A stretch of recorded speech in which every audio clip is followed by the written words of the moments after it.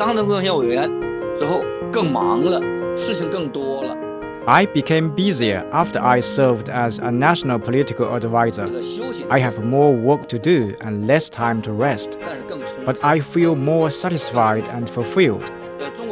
As a member of the National Committee of the Chinese People's Political Consultative Conference, I must speak for the people.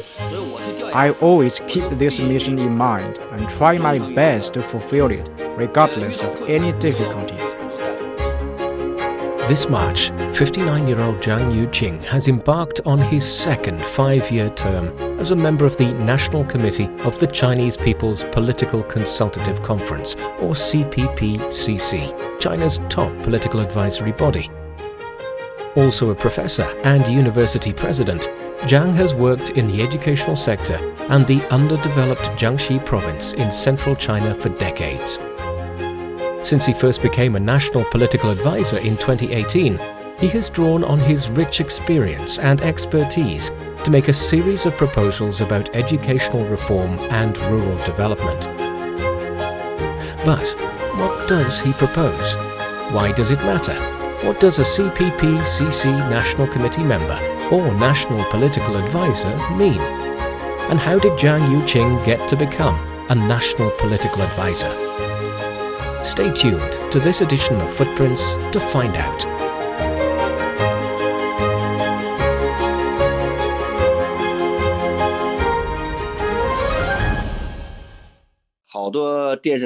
Going on field investigative trips, doing interviews with the media, writing draft proposals, Zhang Yuqing is always busy in the weeks before and during the two sessions, the concurrent annual meetings of China's top legislature and top political advisory body in March.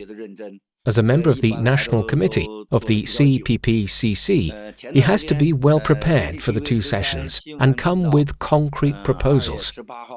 He focuses his attention on vocational education and its role in developing rural areas, better known in China as the Rural Revitalization Drive.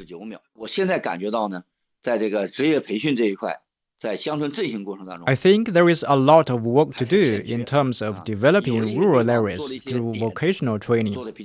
Some places have done a good job, but generally there is no systematic coordination to carry out vocational training for farmers and other personnel working in rural areas.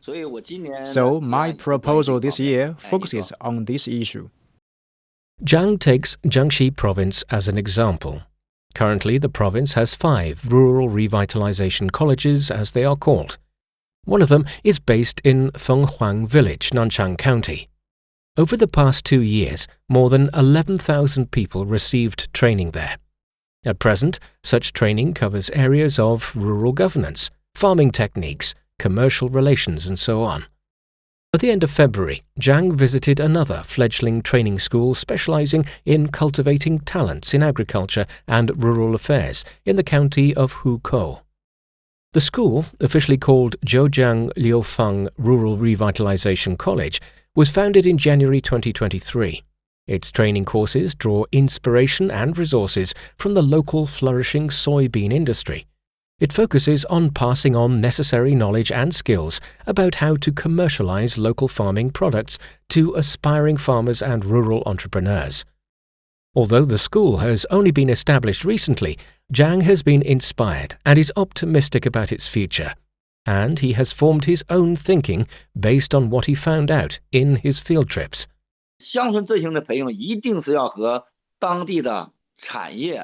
Training aimed at rural revitalization should be integrated into local agricultural and industrial development.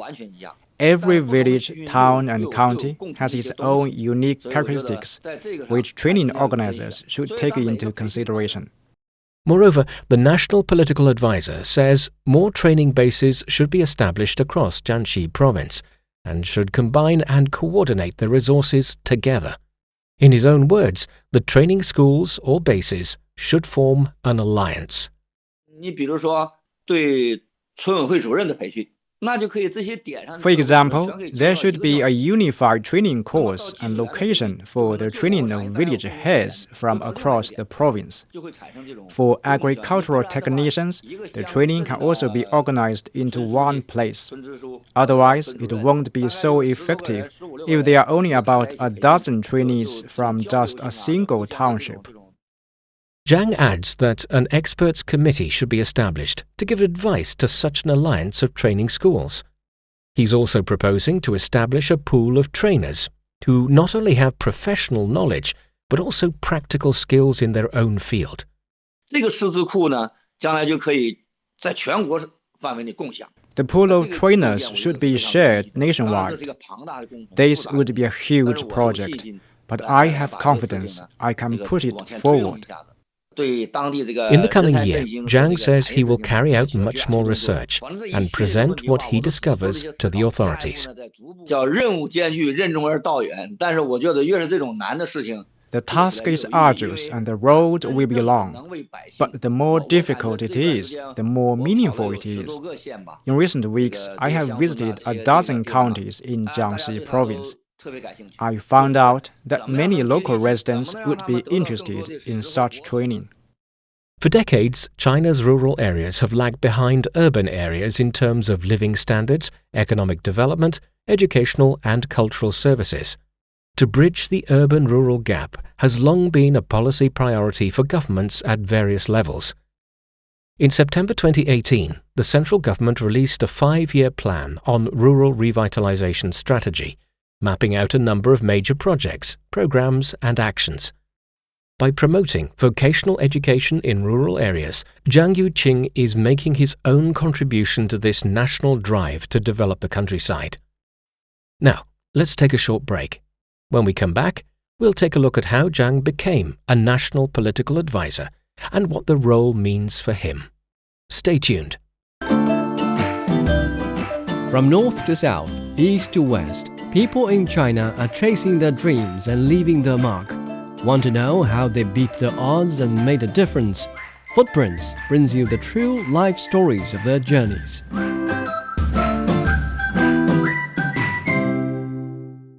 You're listening to Footprints. In early 2018, Zhang, then a deputy university president in Jiangxi Province, first became a member of the National Committee of the CPPCC. When I learned of the news, I was very excited and honored.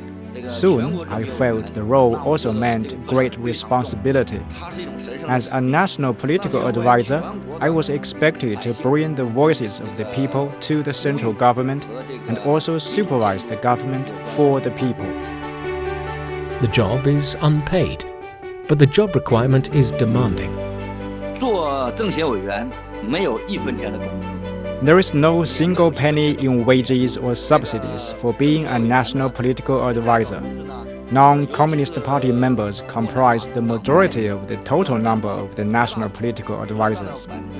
I am a member of the Jiangxi Society. If you want to be a national political advisor, you must be well-known and outstanding, at least in your own profession or field. Then you may be recommended to be a political advisor.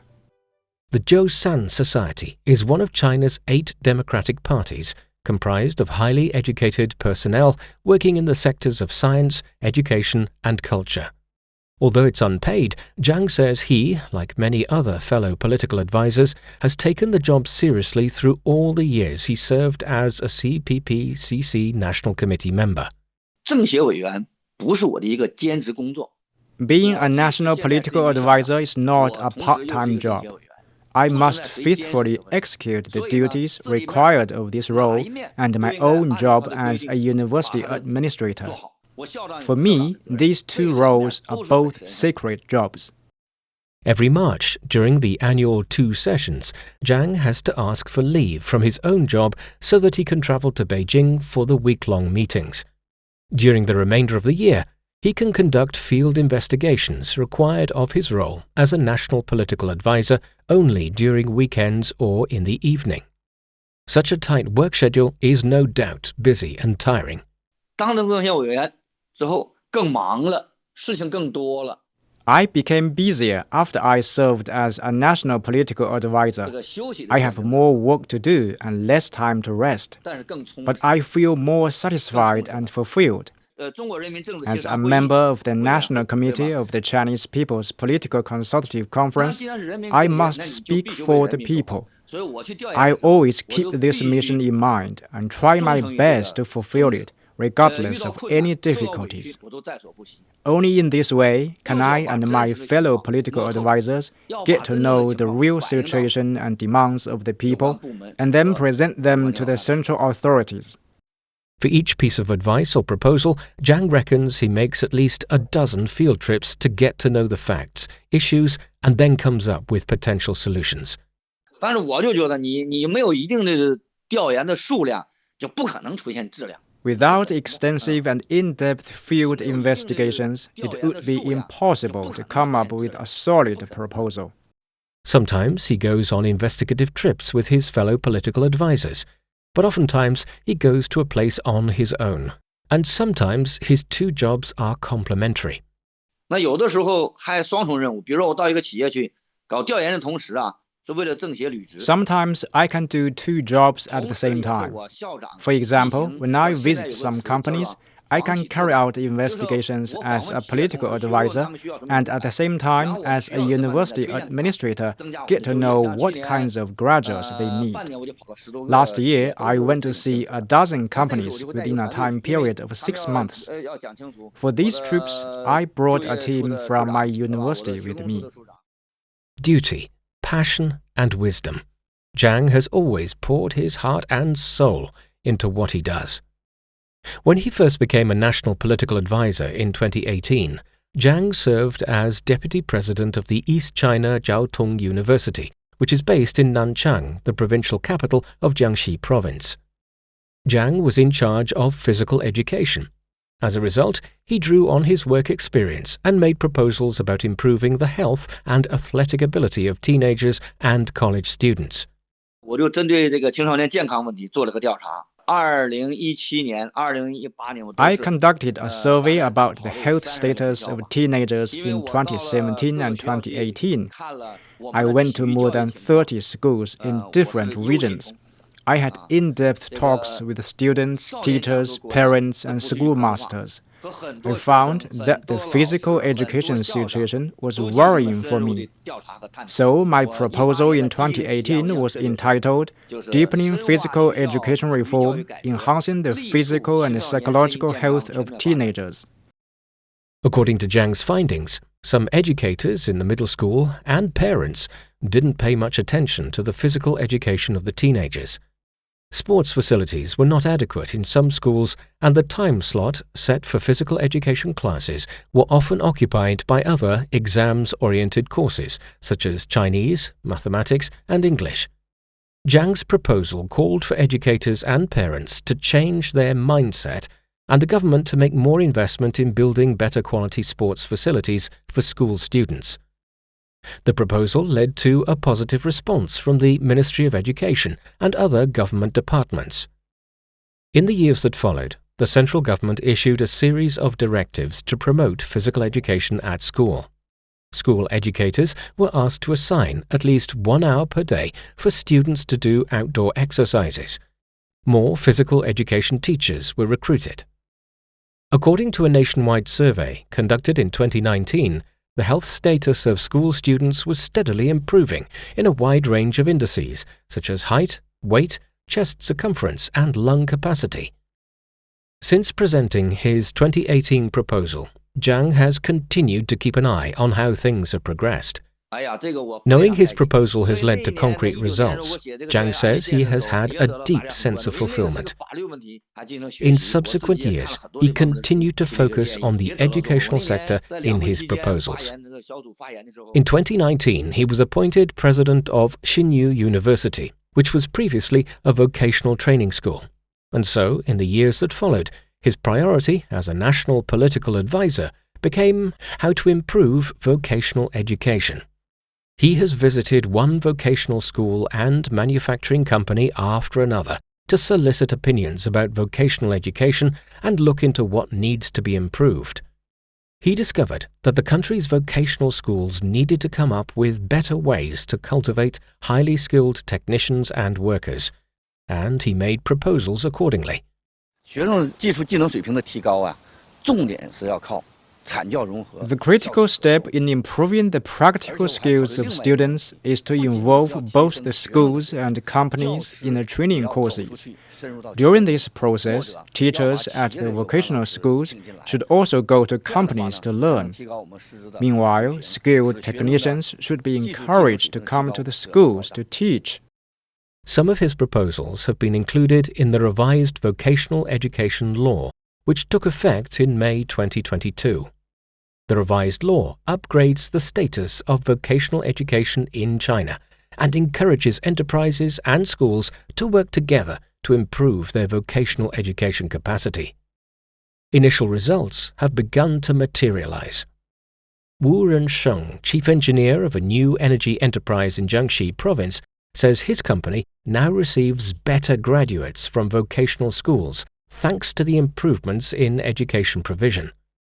In recent years, more and more vocational school students come to our company to get trained. The longest training program lasts for more than 6 months. Some of the trainees chose to work for our company upon graduation. For our company, these new recruits don't need to undergo additional training. I think such training programs are good for the company, vocational school, and the students. According to the Ministry of Education, China is home to the largest vocational education system in the world. More than 11,000 vocational schools are operating across the country.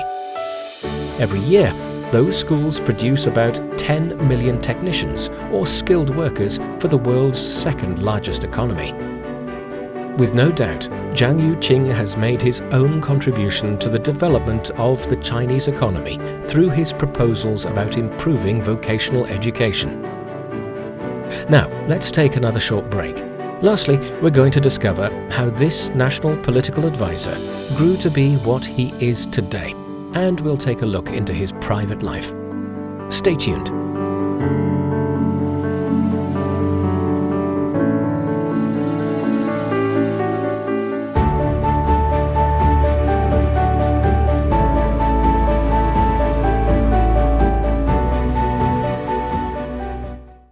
You're listening to Footprints.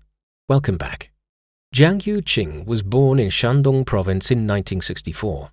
When he was 8 years old, his family moved to Jilin Province in northeast China. He grew up in the villages, where people led a low-income, rustic life, but often have close bonds with each other. 我是在很多农村善良的邻居 I grew up in a rural environment where I met many kind-hearted villagers, so I have developed a deep affinity with the countryside since childhood. Even after I moved to live and work in the cities, I still have fond memories and good feelings about the countryside. That's why I have paid particular attention to rural revitalization as a national political advisor. Some people suggested I should have studied more high-end intellectual issues. I told them that I love the countryside and want to do something for it. Basking in the love and friendship of the villagers, the little Zhang studied hard at school. In primary and middle schools, he was always a top student in his class. In 1982, Zhang, then 18 years old, passed the highly competitive National College entrance exams. He was admitted by the Department of Mathematics of the Northeast Normal University, which is based in the city of Changchun. Upon graduation, he became a teacher at Shenyang Agricultural University. Then, in the 1990s, he got his master's degree and doctorate from the same university. In 1999, Zhang, as a talent having a doctorate, joined a one-year aid mission for the less developed western and central parts of China, organized by the central government. The mission saw him coming to work in Jiangxi Province in central China as a local government official in the county of Fenyi, in charge of agriculture and science-related affairs. Zhang did a good job in post and won the trust of the local people. When I worked in Fenyi County, I went to the farmland and had deep interactions with the local villagers. I was thrilled by their longing for knowledge and respect for people with a good education. At the time, there were only about 100 people having a doctorate in Jiangxi Province. So people in Fenyi County rarely meet such a person in their lives. Some strangers politely called me Dr. Zhang when I walked in the streets. In this way, they showed me respect and expressed their delight in having a person with a doctorate in their hometown. When Zhang first came to work in Jiangxi Province, the region was underdeveloped and had a population of more than 40 million. While working hard to help with its development, Zhang says the region's good natural environment has made a big impression on him. For decades, Jiangxi Province, a region of similar size to the US state of Florida, has boasted one of the highest forest coverage rates among the provincial-level regions in China, standing at above 50%.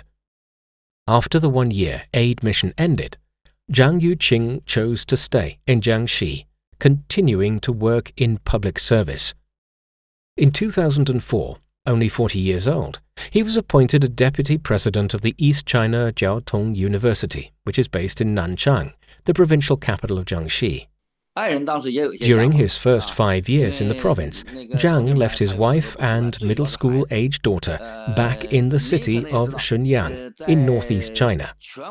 The distance between them was about 2,000 kilometers. It's only after he began working in the city of Nanchang that he brought his family along with him. Like most other Chinese parents, Zhang has paid great attention to children's education. Like himself, his daughter was a top student in an elite middle school back in the city of Shenyang. He had to think carefully before deciding to move his daughter to Jiangxi Province, where it might be difficult to access a similar top-level middle school to the one his daughter was attending in northeast China. But finally, love and family bonds prevailed. The family was reunited, and his daughter was transferred to a satisfactory middle school in Nanchang thanks to the help of the local authorities. With family living beside him, Zhang was doing his work with even greater passion. He worked for the East China Jiaotong University for 15 years, until 2019, when he was appointed president of Xinyu University. He moved south from the provincial capital of Nanchang to the city of Xinyu, where his namesake university is based. Xinyu University was previously a vocational college and was reorganized and upgraded in 2010. Currently, about 15,000 students are studying at the university. Zhang says he aims to build it up as a higher learning institute with a particular emphasis on engineering and other such practical training for the students. The city of Xinyu is an industrial city. There are a lot of new energy enterprises in the city. So the best major in our university is the new energy science and engineering. According to a government survey conducted in 2022, our major ranked first among all similar majors offered in universities across Jiangxi Province. While trying to provide the best training for his students, Zhang has been doing what he can to create a dynamic and equitable campus life. Being a sports lover, he often plays basketball or ping pong on campus with his students. In an unconventional move, he posted his photo and personal mobile phone number on the billboard in the campus canteen, so that anybody in his university can contact him directly when they have to.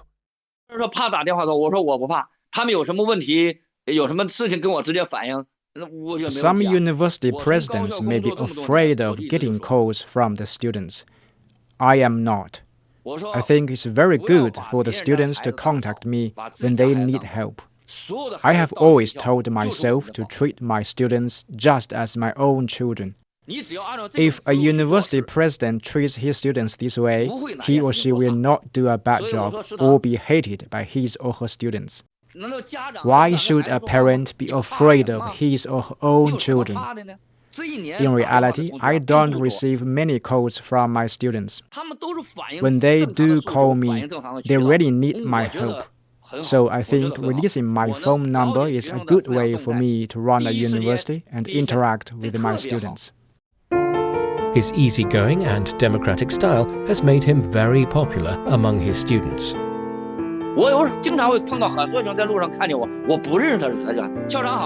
I'm often greeted by students I don't personally know on campus. I feel very warm and content. Now, having worked and lived in Jiangxi Province for over 2 decades, he has taken on many roles and has been bestowed with many honors.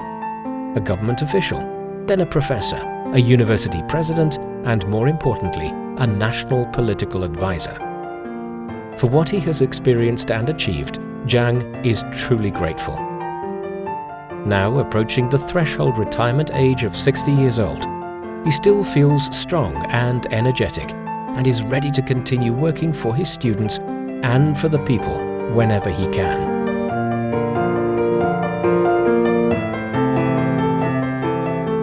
With that, we conclude this edition of Footprints. Thanks for listening. I'm Bob Jones. If you're interested in hearing more about the lives of ordinary people in China, follow us on Apple Podcasts or any of your favorite podcast platforms. Just key in Footprints and you can find more stories anytime, anywhere. We'll see you next time. Bye for now.